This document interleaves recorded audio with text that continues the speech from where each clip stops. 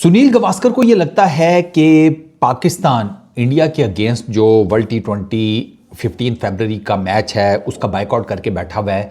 पाकिस्तान अपने उस फैसले से वापस हो जाएगा, उनको ये लगता है। और उन्होंने एग्जाम्पल ये कोट की है कि यार पाकिस्तान के क्रिकेटर्स माजी में पहले रिटायरमेंट्स अपनी अनाउंस कर देते थे, फिर उसके बाद क्या करते थे कि कहते थे कि नहीं नहीं यार, हमारे जो फैंस हैं, हमारे जो मद्दा हैं, वो कह रहे हैं कि नहीं नहीं आपको वापस आना चाहिए, आपने अर्ली रिटायरमेंट ले लिया, आपको और खेलना चाहिए।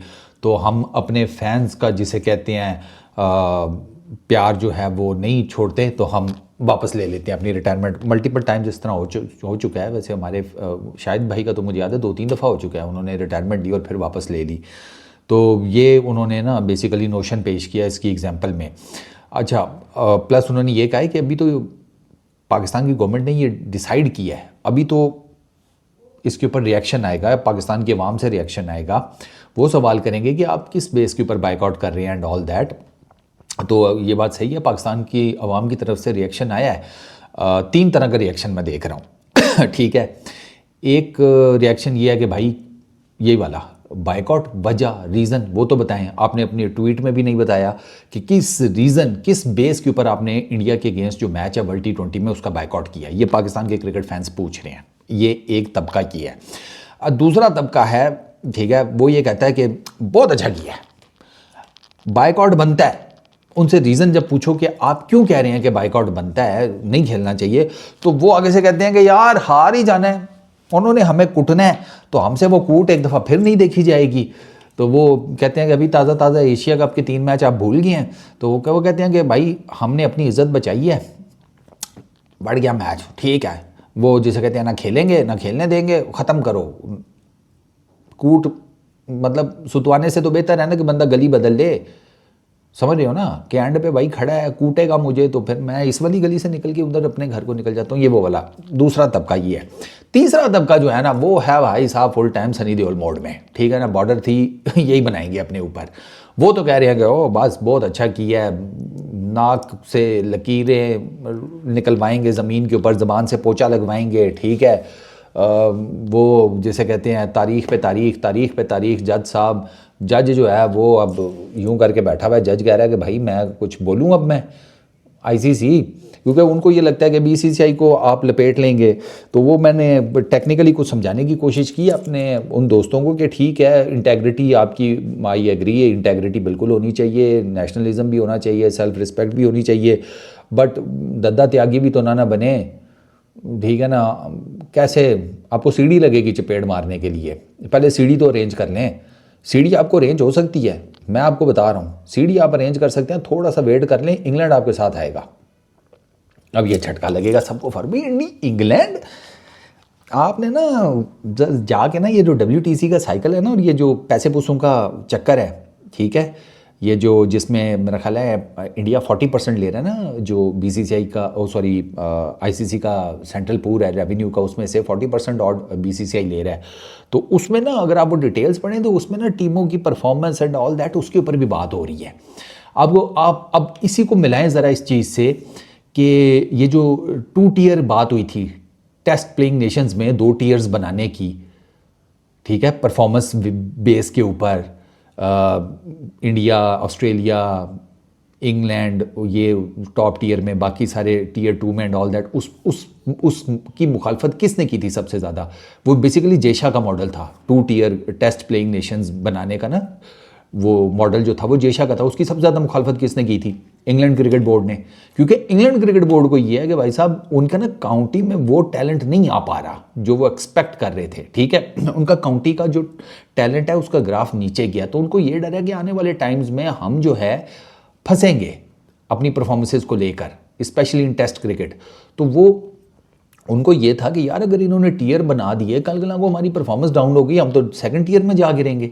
हमसे बेहतर खेलने वाला ये कल गला को कहेंगे कि जी यार भाई आप अच्छा नहीं खेल रहे, टियर 2 में जाओ। टियर 2 में ये साउथ अफ्रीका अच्छा खेल रहा है, न्यूजीलैंड अच्छी टेस्ट क्रिकेट खेल रहा है, इनको उठाकर टियर 1 में ले आओ। तो वो जो पर्क्स एंड प्रिविलेजेस थे टियर 1 के, वो तो गए ना इंग्लैंड के पास से सारे। तो इंग्लैंड ने इस वजह से सबसे ज़्यादा मुखालफत की थी। इंग्लैंड ये जो सेंट्रल रेवेन्यू सिस्टम है ना ICC का, इसके बारे में भी कोई खुसर पुसर हो रही है उधर के, यार ये ना कुछ समझ नहीं आ रहा, ये वो, तो आप थोड़ा वेट करें, ठीक है ना। सीढ़ी सीढ़ी जो है ना उसका थोड़ा वेट करें। बाकी अब यार गवर्नमेंट ऑफ पाकिस्तान का फैसला है, पीसीबी ने ऑफिशियली आईसीसी को भी कुछ नहीं दिया तो अभी कुछ कह नहीं सकते, ठीक है ना। बीसीसीआई इन अ वे के इट्स लाइक एन एलिफेंट, ठीक है। तो अब एलिफेंट को आप धक्का मारकर गिराने के चक्करों में हैं, तो वो मुझे लग रहा है कि आपका धक्का जो है ना वो इतना ज़ोरदार है नहीं अभी। उनका रेवेन्यू स्ट्रीम बहुत डिफरेंट है ना, वो फिर आईसीसी को जो देते हैं वो देख लें, इन टर्म्स ऑफ ब्रॉडकास्टिंग वो जो डिलीवर करते हैं वो सारा कुछ। तो यार पैसों के कॉन्टेक्स्ट में अगर आप चीज़ देखेंगे ना आपको इजीली समझ आएगी कि आप कहाँ पर खड़े हैं, बीसीसीआई कहाँ पर खड़ा है, आईसीसी के साथ आप कितना पंगा ले सकते हैं। आईसीसी की अभी 5-7 सीटें इंडियंस के पास है ना, सारी उम्र थोड़ी रहनी है। आईसीसी का हेड चेंज हो जाएगा, फिर हो सकता है आईसीसी की पॉलिसीज़ चेंज हो जाएं, वो कुछ और तरीक़ों से देखे। अभी जो आप आईसीसी को हिट कर रहे हैं ना उनके रेवेन्यू को, ठीक है, उसका नुकसान आपको भी उठाना पड़ेगा, क्रिकेट के पूरे इकोसिस्टम को भी उठाना पड़ेगा। जो एसोसिएट नेशंस हैं उनके अंडर 19 के प्रोग्राम्स हैं, उनकी क्रिकेट में फंडिंग जाती है आईसीसी की तरफ से, वुमेन क्रिकेट में उनके फंडिंग जाती है, वो सारी फंडिंग डिस्टर्ब होगी तो वो क्रिकेट का जो पूरे का पूरा इकोसिस्टम है ना वो बर्बाद होगा। बोर्ड्स को कट्स लग सकते हैं, बोर्ड की भी। तो अब इंडिया पाकिस्तान का सबसे बड़ा मैच है, आईसीसी वो मैच बेचता है महंगा। अब इंडिया पाकिस्तान आपस में नहीं खेलेंगे तो आईसीसी को डज लगेगी, आईसीसी को डज लगेगी तो आईसीसी जो अपना सारे जितने भी क्रिकेट बोर्ड्स हैं, Australia, England, south Africa, New Zealand, PCB, उन सब की भी तो कटौती करेगा ना कि भैया मैं कमा ही नहीं रहा पैसे, मैं तुम्हें कहाँ से दूँ। अंडरस्टैंडेबल सी बात है, आईसीसी पैसे कमाएगा तो आईसीसी सारे बोर्ड्स को देगा ना। हमें 34.5 मिलियन देता है हर साल के, हम वो 34.5 मिलियन अगर आईसीसी हमें देना बंद कर दे तो हम वो कहाँ से कमाएंगे, ये एक बहुत बड़ा सवाल है, ठीक है। एंड आई रियली होप कि मोहसिन नकवी साहब और पीसीबी के अंदर जो लोग हैं उन्होंने इन तमाम सवालों पर काम किया होगा इतनी बड़ी कॉल लेने से पहले। तो आईसीसी जब डेंट डलेगा तो ये बाकी बोर्ड्स भी आपके अगेंस्ट हो जाएंगे कि यार चलती फिरती रोजी रोटी को लात लगवा दी इन लोगों ने। फिर ऑस्ट्रेलिया आपके साथ खेलेगा क्योंकि एफटीपी आईसीसी डिसाइड नहीं करता, एफटीपी डिफरेंट बोर्ड्स आपस में डिसाइड करते हैं और उसके बाद आईसीसी को बता देते हैं कि मेरा और इनका ये एग्रीमेंट हो गया है कि लेट्स से 2026 में मैं इस महीने में इनका टूर करूंगा, ये इस मंथ में हमारी तरफ टूर करेंगे, हम पहले टूर में इतने टेस्ट मैच खेलेंगे, इतने ओडीआईज, इतने T20s, फिर वो दूसरे टूर में जब ये हमारी तरफ आएंगे तब हम इतने नंबर ऑफ मैचेस खेलेंगे इस फॉर्मेट के। ये सारे बोर्ड्स आपस में डिसाइड करते हैं।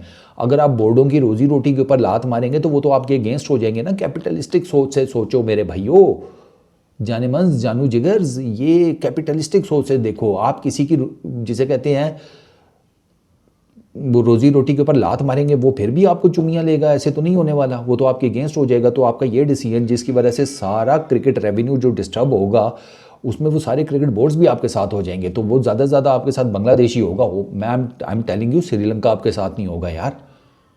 वो श्रीलंका जिसने अभी अपनी टीम को डंडा दे दिया था कि खबरदार पाकिस्तान की सीरीज़ छोड़ कर आए, 8 के 9 प्लेयर्स उनके सीरीज़ छोड़ना चाहते थे जब वो इस्लामाबाद वाला कांड हुआ था, तो उन्होंने कहा नहीं, सवाल ही पैदा नहीं होता, यही श्रीलंका भी आपका साथ छोड़ जाएगा।